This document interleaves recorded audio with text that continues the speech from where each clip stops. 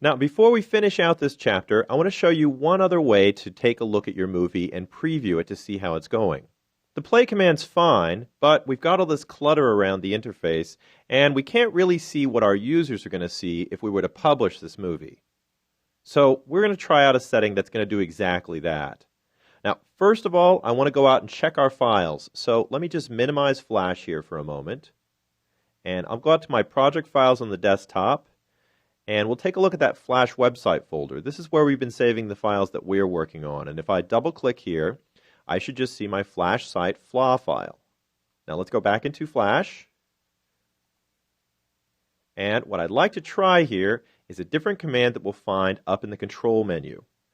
Now we've been using the play, rewind commands at the top, but what I'm going to do is go down to where it says test movie. Now this is an interesting command because it's going to do exactly what it says. It's going to allow us to test our movie. But what really is going on is it's going to compile a SWIF from our FLA file. Now that's usually what we're publishing as a final Flash file onto a website. So what we'll actually be looking at is exactly what our users will see. Now, whenever you choose Test Movie, it's going to make that SWIF and put it right next to your FLA. And if we test movie again, it'll overwrite the SWIF. Let's try it.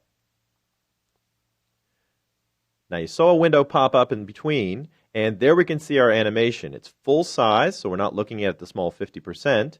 We can see exactly how all the animation works, and we're not distracted by the off-screen stuff.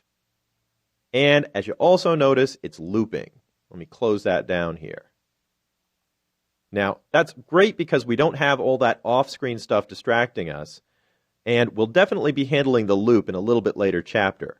But as you can see, this is a really good way to preview your animation. And just to prove what I was talking about, let's minimize Flash again, and now you can see that that SWIF file has been created and saved right next to our FLA. We'll go back to Flash here, and now we see we've got a pretty good handle on basic animation using presets.